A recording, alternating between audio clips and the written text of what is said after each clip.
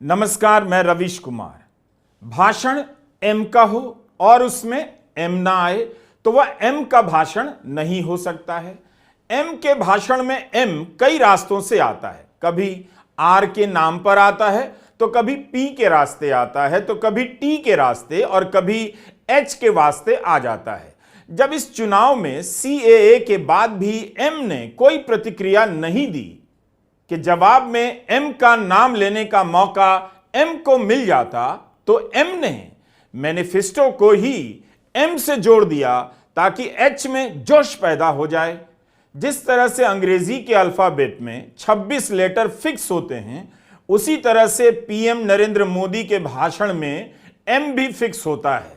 अगर नहीं है तो आप इंतजार कीजिए कि कब एम आएगा। इस भाषण में नहीं आएगा तो अगले भाषण में आ ही जाएगा। हिंदू सुख में डूबी एच जनता कई बार उदासीन हो जाती है। उसे गोदी चैनल देखने में भी मजा नहीं आ रहा है और कई बार प्रधानमंत्री के भाषण में भी नहीं आता है मजा। आप समझ गए हैं, मैं एम से मोदी और एम से मुस्लिम लीग की बात कर रहा हूं। लगता है कि इस चुनाव में लहर खोजने वाले जानकार भी उदास हैं कि हिंदू सुख के बाद भी लहर नहीं है। तभी हिंदू सुख को जगाने के लिए एम का बटन दबा दिया गया। आप देखिए, हर पन्ने पर भारत के टुकड़े करने की बू आ रही है। कांग्रेस के घोषणा पत्र में वही सोच झलकती है जो सोच आजादी के समय मुस्लिम लीग में थी। मुस्लिम लीग के उस समय के विचारों को कांग्रेस आज भारत पर थोपना चाहती है। मुस्लिम लीग की छाप वाले इस घोषणा पत्र में जो बचा खुचा हिस्सा था, उसमें वामपंथी लेफ्टिस्ट हावी हो गए हैं। और अब देखिए, आज की कांग्रेस के पास न सिद्धांत बचे हैं और ना ही नीतियां बची है। ये कुछ ऐसे कीवर्ड हैं: तुष्टीकरण, मुस्लिम लीग, वामपंथी, टुकड़े टुकड़े गैंग, जेएनयू। प्रधानमंत्री अपने भाषण में विस्तार से कुछ नहीं बताते कि किस तरह से और कहां पर कैसे इसमें तुष्टीकरण है, कहां पर मुस्लिम लीग के जैसे विचार हैं, मगर उन्होंने कीवर्ड का इस्तेमाल किया और हर जगह अखबारों में छप भी गया। उन्हें पता है कि इन्हीं सब शब्दों के जरिए गोदी मीडिया ने हिंदू सुख पैदा किया है। उसके बारे में विस्तार से बताने की जरूरत नहीं, बस नाम लेना है, कीवर्ड का इस्तेमाल करना है और उसे हिंदू सुख का एहसास होने लग जाता है। आप तक कांग्रेस के मैनिफेस्टो की बात नहीं पहुंची होगी, पता भी नहीं होगा उसमें क्या है, लेकिन मैनिफेस्टो का संबंध मुस्लिम लीग से है, यह हर जगह छप गया और आप तक बात पहुंच गई। जाहिर है, इस बयान को अखबारों ने प्रमुखता से छापा, सबने छापा, मगर शायद ही किसी ने अपनी हेडलाइन में इसे सवाल की तरह रखा कि प्रधानमंत्री क्या बोल रहे हैं। अखबार खुद भी मैनिफेस्टो पढ़ लेता और उनके बयान के बगल में छाप देता कि हमने भी देखा है, इसमें तो मुस्लिम लीग के विचार कहीं नजर नहीं आते, मगर बिना सवाल के, बिना जांच के बयान को छाप दिया गया। अगर राहुल गांधी ने यही बयान दिया होता तो क्या अखबार राहुल के बयान को हूबहू छापते या सवाल के साथ छापते कि राहुल ने फिर बड़ी सियासी चूक कर दी, नादानी दिखा दी। कई अखबारों में मुस्लिम लीग वाली खबर को पहली खबर बनाया गया। ऐसा लगता है कि प्रधानमंत्री के किसी भी बयान को पहली खबर बनाने के लिए सारे संपादक मिलजुल कर काम करते हैं। वैसे इस मामले में उनका फैसला सही था। भारत के प्रधानमंत्री विपक्षी दल कांग्रेस के मैनिफेस्टो को अगर मुस्लिम लीग से जोड़ें तो पहली खबर बननी भी चाहिए थी। इस चुनाव में कोई राजनीतिक दल नहीं जीत रहा है। एक पाठक और एक दर्शक के रूप में आप जनता की बहुत बुरी हार हो रही है। आपके सामने झूठ, भ्रामक और नफरती बातें बोली जा रही हैं और आप दांत चियार के तमाशा देख रहे हैं। क्या इस तरह के बयानों से हिंदू सुख का डोज लेने वाली जनता बताएगी कि अभी तक के किस भाषण में प्रधानमंत्री मोदी ने विस्तार से किसी यूनिवर्सिटी की बात की है जहां जाकर आपके बच्चे का भविष्य सुनहरा होना है? अव्वल तो प्रधानमंत्री मोदी को यह बताना चाहिए कि उनकी पार्टी कांग्रेस से विशाल है, हर तरह के नेताओं से लैस है, ज्यादा काम करती है। केवल इलेक्टोरल बॉन्ड से ही उसे 8,000 करोड़ से अधिक का चंदा मिला है, तब फिर उसका मैनिफेस्टो अभी तक क्यों नहीं आया है? आज 8 अप्रैल है और एक सप्ताह बाद प्रथम चरण का प्रचार भी समाप्त हो जाएगा। कांग्रेस का मैनिफेस्टो तो 5 अप्रैल को आ गया। उस पार्टी ने बीजेपी से पहले मैनिफेस्टो जनता के बीच रख दिया, जिसके नेता राहुल गांधी पर आरोप लगता है कि वे विदेश घूमने चले जाते हैं। जिस पार्टी के बारे में पीएम कहते हैं कि उसे भारत की समझ नहीं, उस पार्टी का मैनिफेस्टो बीजेपी से पहले कैसे आ गया? अच्छा होता कि कांग्रेस के मैनिफेस्टो के जवाब में बीजेपी अपना मैनिफेस्टो पेश कर देती। 2014-2019 के मैनिफेस्टो में किए गए वादों का हिसाब दे देती।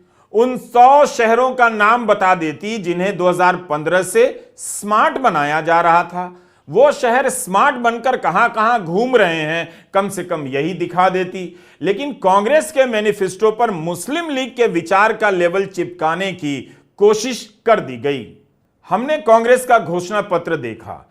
48 पेज के इस घोषणा पत्र में हमने कीवर्ड सर्च किया तो हिंदू और मुसलमान का जिक्र ही नहीं मिला।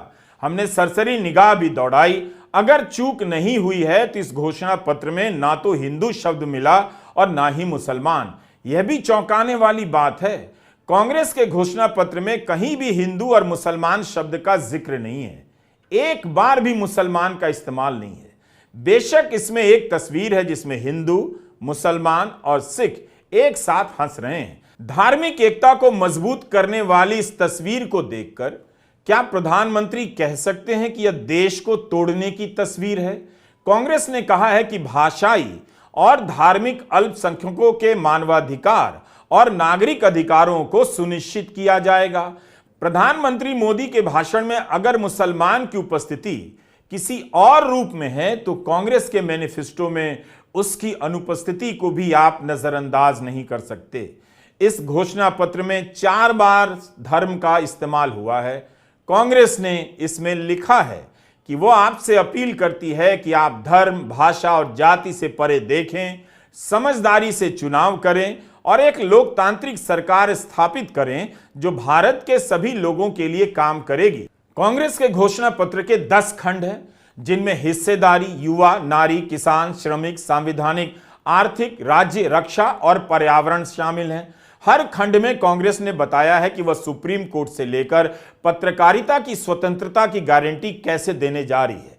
कांग्रेस ने अपने घोषणा पत्र में लिखा है कि पार्टी ने प्रत्येक गरीब भारतीय परिवार को बिना शर्त नगद हस्तांतरण के रूप में 1 लाख रुपए प्रति वर्ष प्रदान करने के लिए एक महालक्ष्मी योजना शुरू करने का संकल्प लिया है।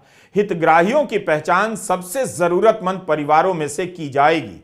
यह राशि सीधे घर की सबसे बुजुर्ग महिला के बैंक खाते में हस्तांतरित की जाएगी। बुजुर्ग महिला के नहीं रहने पर इसे परिवार के सबसे बुजुर्ग सदस्य के खाते में हस्तांतरित कर दिया जाएगा। योजना को चरणों में शुरू किया जाएगा और लाभार्थी परिवारों की संख्या और गरीबी उन्मूलन पर इसके प्रभाव का आकलन करने के लिए हर साल समीक्षा की जाएगी। कांग्रेस स्वामीनाथन आयोग की सिफारिश के अनुसार सरकार द्वारा घोषित न्यूनतम समर्थन मूल्य को कानूनी गारंटी देगी। कांग्रेस फ्रंटलाइन स्वास्थ्य कार्यकर्ताओं जैसे आशा कार्यकर्ता, आंगनवाड़ी कार्यकर्ता, मध्याह्न भोजन रसोइया आदि के मानदेय में केंद्र सरकार का योगदान 2 गुना करेगी। आप यकीन नहीं करेंगे हाउसिंग सोसाइटी के लोग क्या चर्चा कर रहे हैं। उनके बीच चर्चा इस बात को लेकर हो रही है कि अगर कांग्रेस ने इन गरीब महिलाओं को 1-1 लाख रुपए दे दिए तब उनके घर में काम करने के लिए कोई महिला नहीं मिलेगी। ये वो मिडिल क्लास है जो खुद तो मरा हुआ है, चाहता है कि दूसरे भी आगे ना बढ़ें।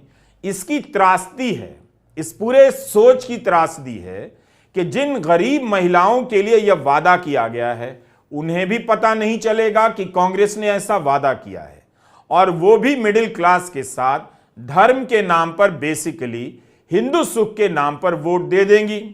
अगर आप इतनी सी बात समझ जाएंगे तो पता चलेगा कि हम किस मोड़ पर आ गए हैं। सब एक दूसरे के साथ धोखा कर रहे हैं और सब अपनी अपनी आंखों पर पट्टी बांधकर एक दूसरे का हाथ पकड़े हुए हैं। इस तरह की खतरनाक सोच समाज को बीमार कर रही है और इसी तरह की सोच वाले समाज के लिए इस तरह के बयान दिए जाते हैं कि कांग्रेस के घोषणा पत्र पर मुस्लिम लीग की छाप है। असलियत यह है कि ये वो दिल में जो इतना अथाह प्रेम, इतना प्रगाढ़ प्रेम है मुस्लिम लीग के लिए नरेंद्र मोदी और भारतीय जनता पार्टी के नेताओं का, जो रह रह कर छलक जाता है। वो गागर इतनी भरी है प्रेम से कि वो समझती नहीं है, वो रह रह कर छलक जाती है। यह असलियत है। उनके मुस्लिम लीग की प्रेम की बात अभी मैं थोड़ी देर में करूंगी, लेकिन हमारे घोषणा पत्र पर किसकी छाप है, इसकी चर्चा पहले करना चाहती हूं। जैसा कि मैंने आपको पहले भी बताया कि हमारा घोषणा पत्र 5 न्याय के स्तंभों पर आधारित है। वो युवा न्याय है, नारी न्याय है, किसान न्याय है, श्रमिक न्याय है, हिस्सेदारी न्याय है। इसके अलावा हमने राज्यों की समस्याओं पर, सुरक्षा की समस्याओं पर तमाम बातें और बड़े व्यापक दृष्टिकोण से वो बातें दी हैं। यह भी सच है कि हमारा घोषणा पत्र लोगों की आवाज पर बना है, इसमें लोगों की अपेक्षाओं का प्रतिबिंब है। प्रधानमंत्री मोदी ने कांग्रेस के घोषणा पत्र की आलोचना नहीं की, बस एक लेवल चिपका दिया, कह दिया देश के टुकड़े हो जाएंगे। जबकि कांग्रेस ने पहली बार इस घोषणा पत्र में वादा किया है कि जेल भेजने, जेल में सड़ाने के कानून बदले जाएंगे, पत्रकार और संपादकों के लिखने और बोलने की स्वतंत्रता सुनिश्चित की जाएगी, कानून में बदलाव करेंगे, किसी को भी जेल में डालने से जांच एजेंसियों को रोका जाएगा। क्या इस तरह के वादे से कोई देश टूट जाता है? कांग्रेस के मैनिफेस्टो के संवैधानिक न्याय वाले पेज पर संविधान की प्रस्तावना की तस्वीर है। आखिर प्रधानमंत्री को इसमें ऐसा क्या दिखा कि वे कह बैठे कि इससे देश टूट जाएगा? क्या कांग्रेस इतनी बड़ी नादानी करेगी कि वह देश तोड़ने का मैनिफेस्टो जारी करेगी? गरीब आदमी के खाते में पैसा दिया जाएगा, सरकारी पद भरे जाएंगे, क्या इससे देश टूट जाता है? कांग्रेस के मैनिफेस्टो में कहा गया है कि कांग्रेस निजता के अधिकार में हस्तक्षेप करने वाले सभी कानूनों की समीक्षा करने, निजता के अधिकार को बनाए रखने के लिए विभिन्न कानूनों में उपयुक्त संशोधन करने का वादा करती है। कांग्रेस लोगों के शांतिपूर्वक एकत्र होने और संगठन बनाने के अधिकार को बनाए रखने का वादा करती है। पुलिस, जांच और खुफिया एजेंसियां सख्ती से कानून के अनुसार काम करेंगी। जिन बेलगाम शक्तियों का अभी वो प्रयोग करती हैं, उन्हें कम कर दिया जाएगा। जैसा भी मामला हो, उन्हें संसद या राज्य विधानमंडलों की निगरानी में लाया जाएगा। कानून को शस्त्र बनाकर उपयोग करने, मनमानी तलाशी, जब्ती, कुर्की, अंधाधुंध गिरफ्तारियां, 3rd डिग्री तरीकों, लंबी हिरासत में मौतों और बुलडोजर न्याय को समाप्त करने का कांग्रेस वादा करती है। जमानत के संदर्भ में कानून बनाने का वादा करती है, जो इस आशय को पुनः स्पष्ट करेगी कि सभी आपराधिक कानूनों में जमानत नियम है और जेल अपवाद। क्या साल में 100 दिन संसद चलने और सप्ताह में 1 दिन विपक्ष के एजेंडे की बहस वाले घोषणा पत्र से देश टूट जाएगा? कांग्रेस ने इसे लेकर चुनाव आयोग से शिकायत की है। कांग्रेस का कहना है कि आचार संहिता का उल्लंघन है, प्रधानमंत्री झूठ और भ्रामक बातें फैला रहे हैं। इस तरह का बयान देकर नरेंद्र मोदी ने भावुकता पैदा करने की कोशिश की है। इस बीच सांप्रदायिकता पर लिखने वाले इतिहासकार शमसुल इस्लाम ने एक लेख लिखा है। सबरंग इंडिया पर आप उनका लेख पढ़ सकते हैं। 1940 में मुस्लिम लीग ने पाकिस्तान का प्रस्ताव पास किया था, लेकिन हिंदू महासभा ने तो 1937 में अहमदाबाद के अपने अधिवेशन में ही 2 राष्ट्र का प्रस्ताव पास कर दिया था। मुस्लिम लीग से भी 3 साल पहले इस तरह से धर्म के आधार पर 2 राष्ट्र की कल्पना सबसे पहले सावरकर ने पेश की। डॉक्टर BR अंबेडकर ने लिखा है कि यह बात हैरान करती है कि राष्ट्र की अवधारणा को लेकर सावरकर और जिन्ना को एक दूसरे का विरोधी होना चाहिए था, मगर दोनों ही 2 राष्ट्र के सिद्धांत पर सहमत नजर आते हैं। दोनों मानते भी हैं और इस पर जोर भी देते हैं कि मुसलमानों के लिए अलग देश हो और हिंदुओं के लिए अलग देश। यही नहीं, सिंध में मुस्लिम लीग के साथ हिंदू महासभा सरकार में शामिल हो गई और बंगाल में भी मुस्लिम लीग के साथ हिंदू महासभा ने सरकार बनाई, जिसमें श्यामा प्रसाद मुखर्जी भी शामिल थे। इतिहास के कई शोध बताते हैं कि भारत छोड़ो आंदोलन के दौरान हिंदू महासभा और मुस्लिम लीग में साठगांठ हो गई थी। क्योंकि यही दिल का प्रेम है, इश्क और मुश्क छुपाए नहीं छुपते हैं, और मोदी जी और मोदी जी के पुरखों का मुस्लिम लीग से ऐसा इश्क है जो छुपता नहीं है। आपको याद होगा 1942 में जब महात्मा के आह्वान पर मौलाना आजाद कांग्रेस के अध्यक्ष थे, सारा देश सड़कों पर था, करो या मरो का नारा था, भारत छोड़ो आंदोलन चल रहा था, और ऐसे में श्यामा प्रसाद मुखर्जी बंगाल में, मोदी जी के पुरखे सिंध में, मोदी जी के पुरखे नॉर्थ वेस्ट फ्रंटियर प्रोविंस में मुस्लिम लीग के साथ मिलकर सिर्फ सरकार ही नहीं चला रहे थे, अंग्रेजों को चिट्ठियां लिखकर यह भी सलाह और मशवरा दे रहे थे कि इस आंदोलन का कैसे दमन किया जाए।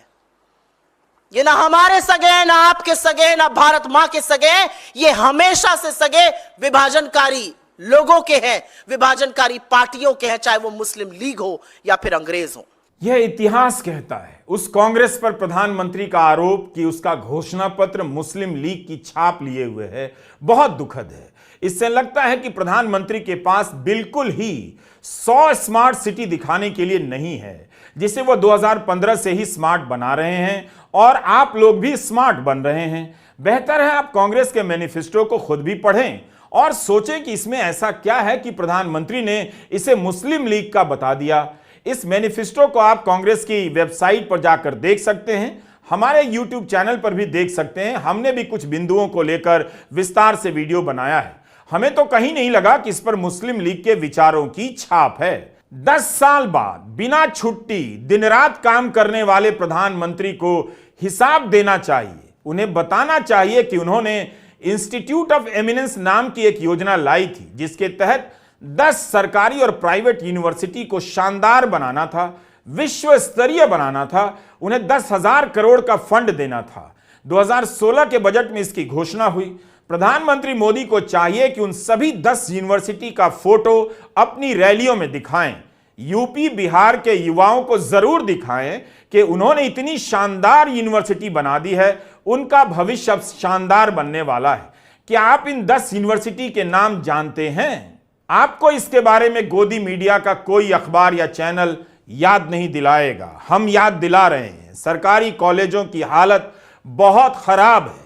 अमीर लोगों के बच्चे ये बात जानते हैं, लाखों रुपए की फीस देकर प्राइवेट में पढ़ने चले गए हैं और विदेश भाग रहे हैं। मगर 10 साल तक सत्ता में रहने के बाद क्या प्रधानमंत्री मोदी एक भाषण शिक्षा पर दे सकते हैं?